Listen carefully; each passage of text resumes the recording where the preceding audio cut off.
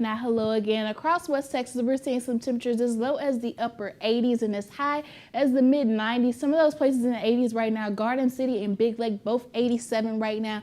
88 degrees over in Ozona, 89 a little farther to our west in Midland.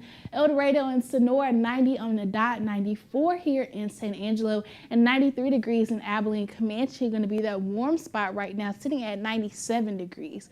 Overnight lows are going to be pretty similar to the past couple nights, getting down to the upper 60s to lower 70s under partly cloudy skies. San Angelo hitting 70 even tonight. Abilene hitting 69 degrees, 68 in Menard, 66 over in Eastland, going to be that cool spot for us.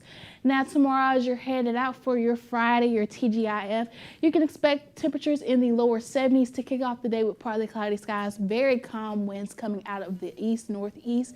On your way back home, temperatures will get back to the lower to mid 90s with temperatures a little bit breezier, around 9 to 10 miles per hour, coming now from the south as we're on that warming trend for the next couple days. That warming trend that we was talking about, that'll peak this weekend in the mid 90s, actually right at average for this time of year. That average high is 96 degrees. And then as we get into the start of next week, looking at that next cold front that'll be bringing us back down to the lower 90s to possible upper 80s as we get farther into that work week. And that's going to be supported by the Climate Prediction Center's forecast as well. They're calling for below average temperatures as we look towards next week. Like I just said, average high is 96, so below average, lower 90s, upper 80s like we're tracking. And then we're looking at that above average chance for precipitation. Average precipitation for any given day at this point is about 1/10 of an inch. So anything above that, we're definitely looking for it. As we talked about at the start of the show, West Texas has not been as lucky to get that rainfall like the rest of the state.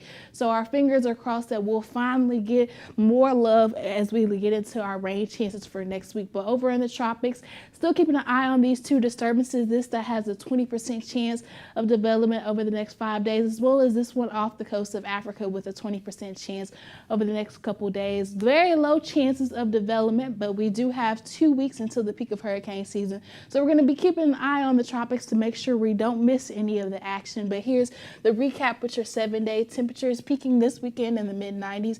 Before we get off into our work week next week, those rain chances building associated with that cold front that'll have us back to the upper 80s by this time next week. Back to you, Esmeralda.